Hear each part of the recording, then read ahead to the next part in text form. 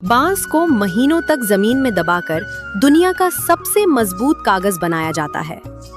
घर के पीछे उग रहे इन बांस के घने झुंड को देखिए, जहां कभी जंगली जानवर भी अपना ठिकाना बना लेते हैं। इसलिए इन्हें काटकर पतले पतले टुकड़ों में बदल दिया जाता है। लेकिन असली काम अब शुरू होता है। खेतों में एक ऐसी जगह चुनी जाती है जहां मिट्टी में गहरी नमी हो और इन बांसों को जमीन के अंदर दबा दिया जाता है। न दिन का पता न रात का, बस धीरे धीरे बदलता हुआ रूप। महीनों तक मिट्टी के अंदर रहकर ये कठोर बांस धीरे धीरे गलने लगता है और अपनी पुरानी सख्ती छोड़ देता है। जब इसे बाहर निकाला जाता है तो इसका रंग और स्पर्श दोनों बदल चुके होते हैं। अब इसे साफ नदी के पानी में धोकर इसके अंदर छुपे हुए रेशों को निकाला जाता है। यही रेशे आगे चलकर कागज का रूप लेते हैं। इन रेशों को अब चूने के पानी और भांग के हल्के घोल में रात भर के लिए छोड़ दिया जाता है, ताकि यह और भी मुलायम होकर एक दूसरे से अलग हो सके। अगले दिन इन्हें एक बड़े बर्तन में भरकर ऊपर से राख छिड़की जाती है और धीमी आंच पर भाप में पकाया जाता है। यहाँ जरा सी गलती इन रेशों को जला सकती है।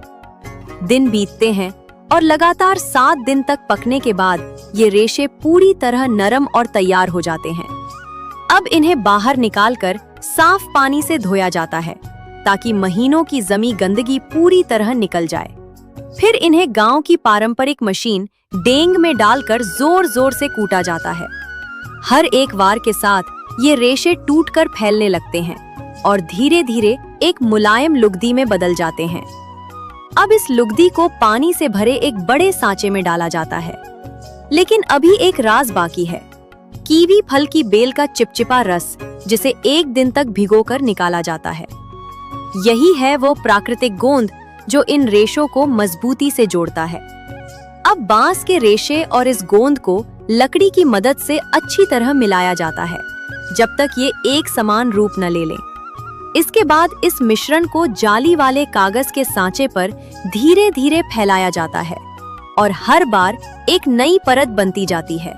एक कागज, फिर दूसरा, फिर तीसरा। अब इन कागजों को सूखी जगह पर रखकर ऊपर से भारी पत्थरों से दबा दिया जाता है, ताकि अतिरिक्त पानी निकल जाए और कागज और मजबूत बने। अगले दिन पत्थर हटाकर हर कागज को सावधानी से अलग किया जाता है और दीवारों पर धूप में सूखने के लिए टांग दिया जाता है। सूरज की रोशनी इसे इसका अंतिम रूप देती है।